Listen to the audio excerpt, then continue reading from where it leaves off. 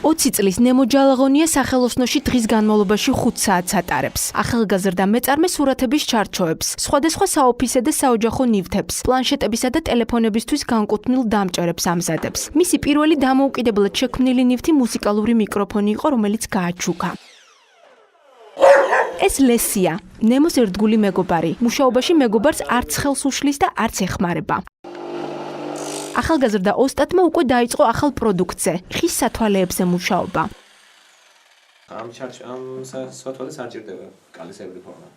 მაგრამ ზოგიერთ რეიბანის სტილს მაგალითად კალისებრი ფორმა ჭირდება. კალისებრი ფორმა თვალის სამუშაოებელია, იმიტომ რომ კალი ხეონდა მოიჭრას კალისებრი და ხის დანახარჯის უფრო მეტია.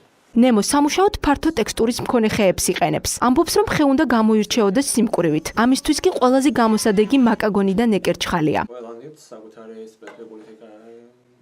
სპეციფიკური ხე სჭირდება, იმიტომ რომ ზოგიერთი ხის სიმკვრივე განსხვავდება ერთმანეთისგან. მაგალითად, ფიჭვი არის ძალიან სუსტი, მაკაგონი კი ძალიან მკვრივი და ამტანი.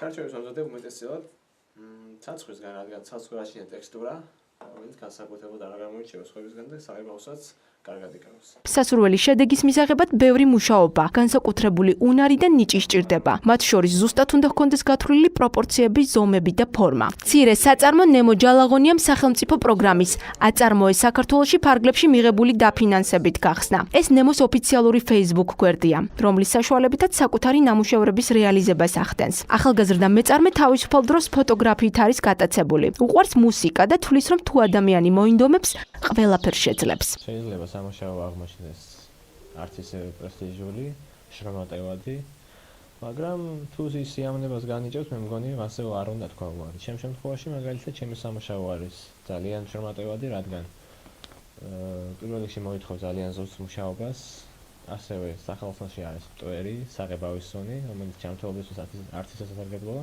პროფესიონალ ოსტატს წინ დიდი გეგმები აქვს. ნემო ჯალაღონია წარმოების გაზრდას, რამდენიმე კადრის დასაქმებას და საიუველირო მაღაზიის გახსნას აპირებს.